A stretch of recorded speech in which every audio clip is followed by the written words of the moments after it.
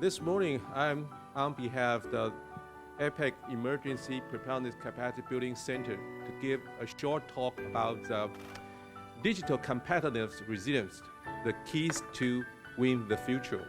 Of course, my expertise is about disaster management. So today, my talk will not focus on cyber attack. However, I have to emphasize one thing.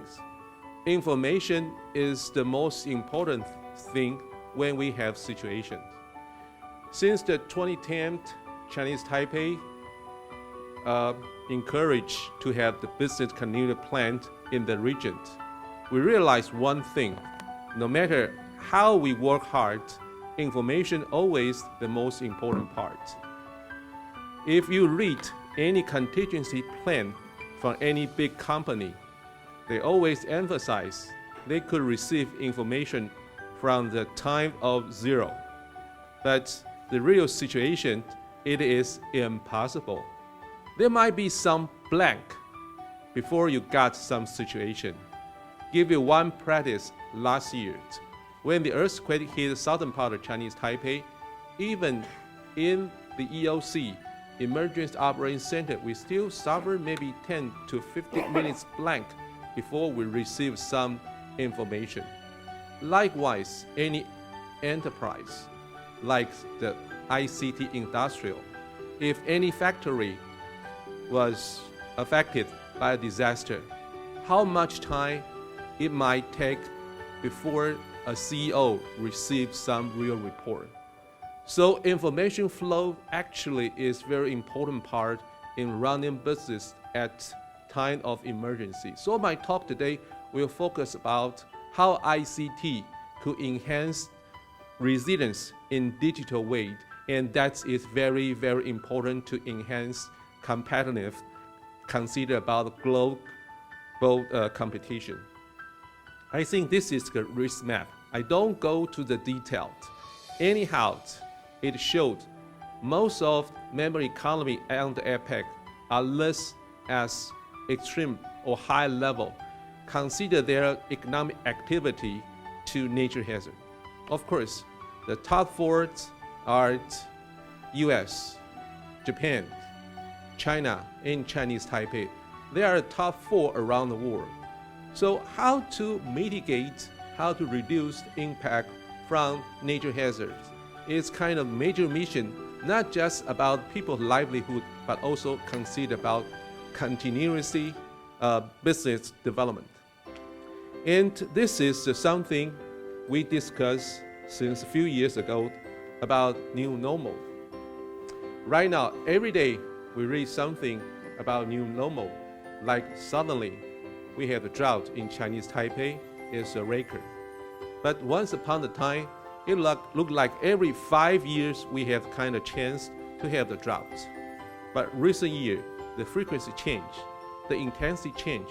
Look like we have think about what is once addressed in our textbook about unprecedented event right now become normal things. So the new normal things could be found in some increasing trends, including, for example, intensity of rain, strength of typhoons, or occurrence of extreme events.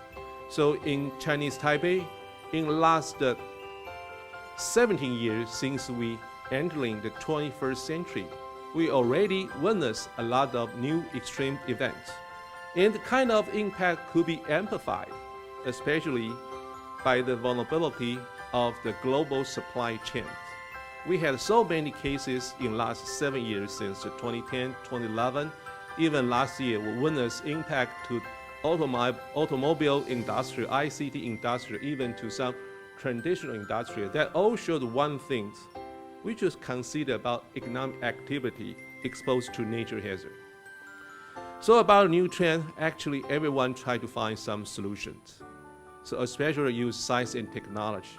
ICT is one of the perfect example how we use ICT to solve the problem, to meet demand from the new normal, especially how to have the policy making process. In recent days, I contact several member economy. Every member economy is seeking a way to have integrated information to face the challenge when they have disaster, no matter in the Philippines or Vietnam. We had a broad discussion about how we integrate information, how we meet the new normal together. However, DRR needs a lot of great collaboration together, especially from the private sector, member economy, and some international organization. So I will not further address about whatever happened in the Philippines or in Thailand, but I will look at several issues we should solve through the digital intelligence and the digital resilience. First thing we have to address, nowadays we use a lot of information to counter the impact from disaster. That's the most important part. We should use those information to create intelligence. The intelligence is for our policy making.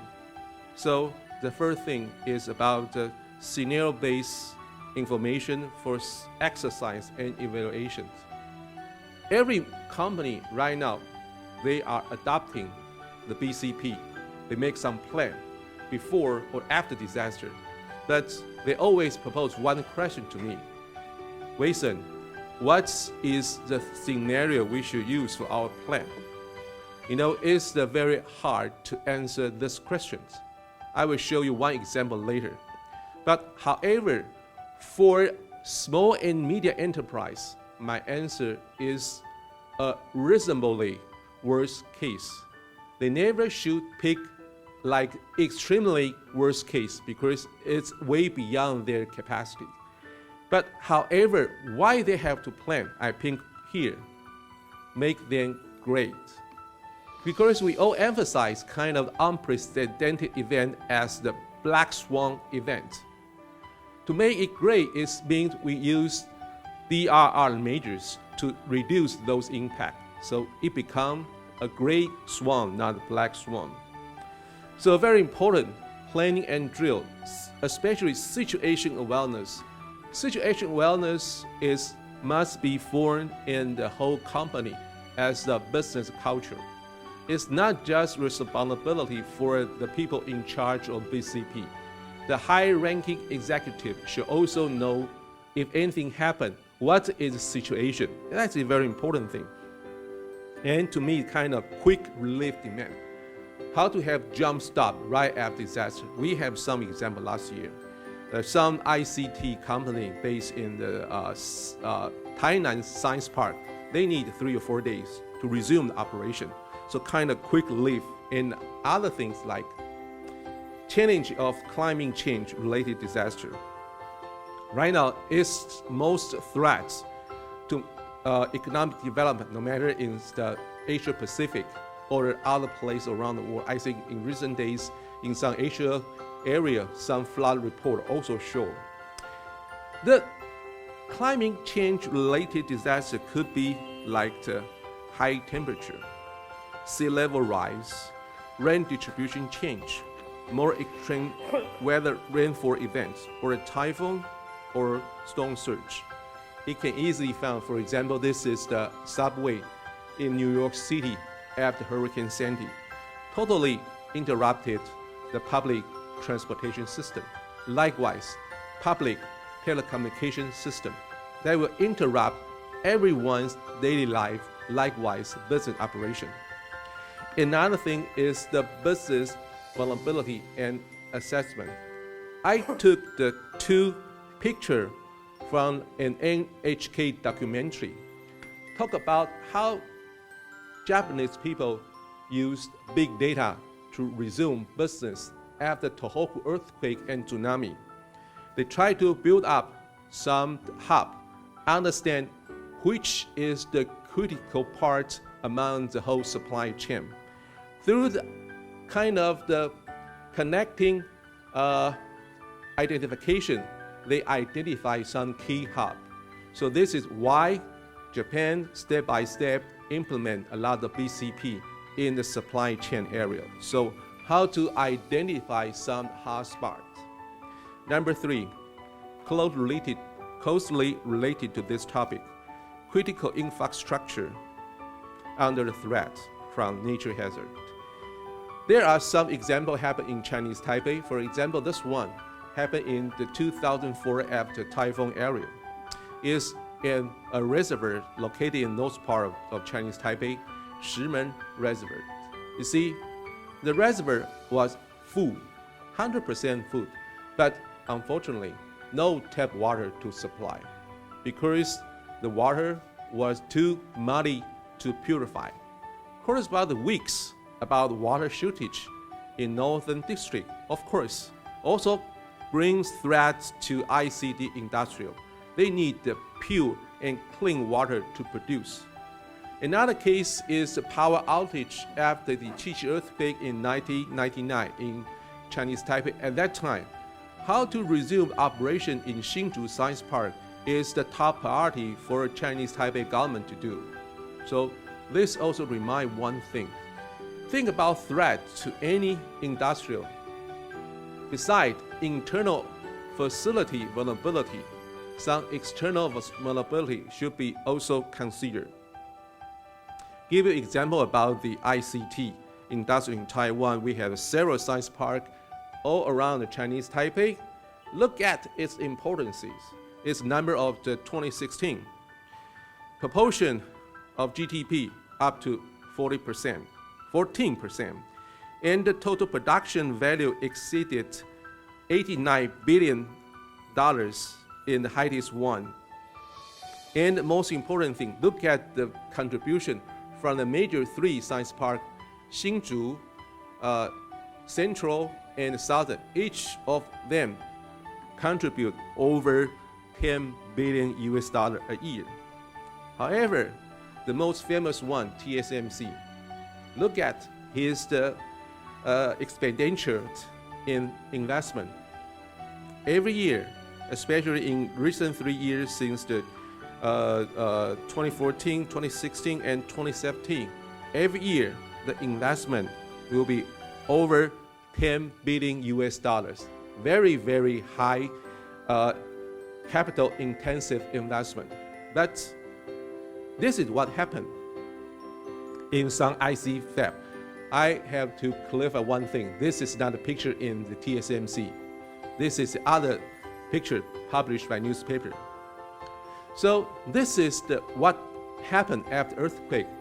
I would like to propose one question: is those outcomes are expected or non-expected? If expected to have this kind of situation, how to overcome kind of problem in short period of time? So this is some issue about digital competitiveness and resilience. First, identification and understanding of risk. They are about priorities, including direct and indirect. Indirect means like problem to the critical infrastructure. Internal and external, I give some example. And the most important thing, think about the physical and the social vulnerability. You mean what is physical part? Like if your factory is strong enough after an earthquake, it's about the physical vulnerability. About social, how to arrange safety of your employee is social vulnerability. Other things like tools for risk communication and assessment, like the two distinct guest address, application of big data, open data, on GIS, of course, GIS on the cloud. It's important thing we have to communicate within the enterprise, even with outside. And a channel to receive early warning. Of course, in Chinese Taipei since last year, every citizen is able to receive early warning through the mobile phone. But how about enterprise level? Just the warning is not enough. What is about the next step to do? Some the financial tool to encourage measures on reductions. Of course, incentive from the insurance sector or bank is an important step. And stand up for the whole supply chain to follow. Of course, right now we have ISO 22301 to do the BCP. JICA also promote aerial business continuity management. But what is most important thing we have implemented in any supply chain is still under discussion. In a scenario to make plan and conduct drill is the point I addressed before. So this is the picture when we look at the capital intensive investment. And every business might grow from the small one to the large one. This is about the impact. This is about the frequency. That is the possibility of the happening. When a smaller company is at, they can accept certain level of failure. So though the frequency could be high, but impact still low. When the company growing to the medium size, they accept limited level of failure. At that level, of course, because they enhance a lot, so they reduce the failure. But when the failure happen, the impact is huge. But like TSMC, sometimes they are too big to fail. So in their concept is no failure. Of course, they can lower kind of impact as low as possible, but somehow this part is still, we call it residual risk. This is usually we think is the black swan event. It's way beyond some capability or capacity of any company or any government. So it's a challenge not just to engineer, but also about the construction.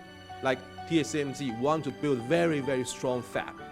But the problem is when anything happening here is kind of black swan event.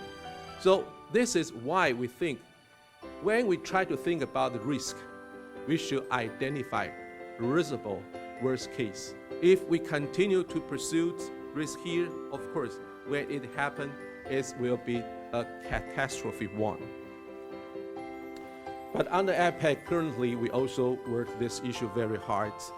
Once upon a time, of course, we focus on the interruption from the nature hazard. So we got several issues work together from the different working group, including EPWG, SCCP, BMG, and SMEWG, CTWG, TPTWG. This is several issues, but the core value of all this issue focus on business resilience. But our previous outcome actually part of the very important global disaster risk reduction guide is the Sendai Framework for Disaster Risk Reduction 2015 to 2030. It obviously adopts some input from APEC, put business continuity plan to part of the Sendai Framework. This is contribution from the past. But in the future, we try to continue focus on several issues. First, SME should be still our priority. About how to implement the BCP guidebook, luckily we had the volume 2. Think about the cyber attack. To not just enhance traditional risk, also consider about the non-traditional risk. Enhance the public-private partnership and cross-fora collaboration. Like today, we had a co-chair from EPWG work with SME is an example of cross-fora collaboration.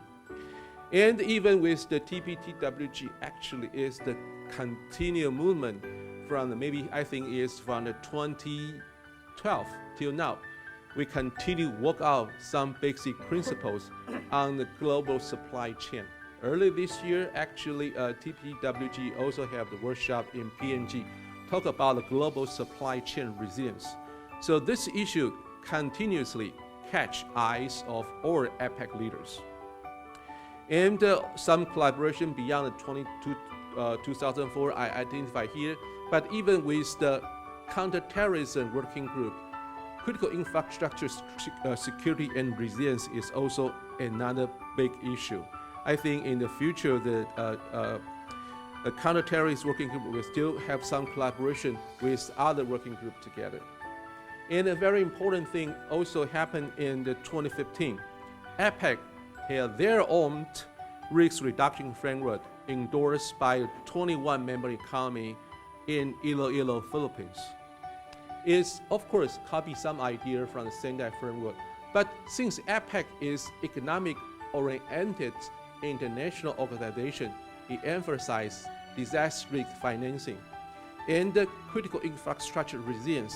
That all because we think that is too big issue we should be considered within APEC. So obviously, think about a risk to business operation. APEC think wider than other organizations. We not just think about the nature hazard, we also think about other interruption. So about finance problem or some protection to critical infrastructure. And since this year, there is the new center under EPWG. We name it EPCC, APEC Emergency Preparedness Capacity Building Center. Actually, we focus on sustainable economic development and resilience. And our goal actually, we try to bring out regional synergies and resources to meet the demands to solve some problems, especially related to economic development, and also collect and implementing practical and scientific-based training programs. Later this year, my office also will carry out another training program focused on the post-disaster recovery. But most important thing is about the knowledge base. We need the knowledge and share with all our member economy to understand how we protect our own self-development. And we also try to bring continuous investment for joint collaboration, and most important thing, our mission. Okay, capacity building activity, knowledge base, policy and decision making, PPP, and win-win network. So we have to collaborate with the other working groups on the APEC framework. And early this year, EPCC is the first workshop in Nagoya, Japan. Actually, the title of activity is APEC Summit on Resilience and Capacity Building Training Workshop on Promoting Business Continuity. Actually, we have the top expert in Japan together focus on this issue. This is some finding after the meeting. First, synergized works on regional BCP, BCM. In the first point, we address important thing again about public-private partnership to offer some feasible solution package to enhance regional resilience. This is some review after we witness achievement done by APEC about the BCP to SME, but we think we need more feasible solution because the diversity of business, we need more feasible package. And to initiate some pilot study on BCM-based supply chain.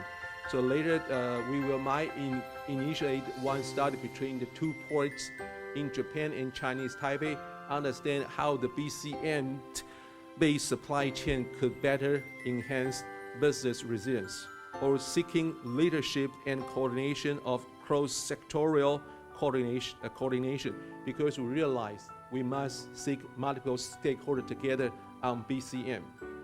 Another important thing is the information intelligence knowledge platform. As I mentioned, intelligence is most important keyword to business people. To build up integrated system and database, adopt open data approach to share more information and the data, to design scenario-based joint drill in the APEC region, to involve the disaster risk management with the financing sector, to keep BCM rating transparent, and to discuss disaster science standard for the risk communication. Another is about knowledge transfer of BCM.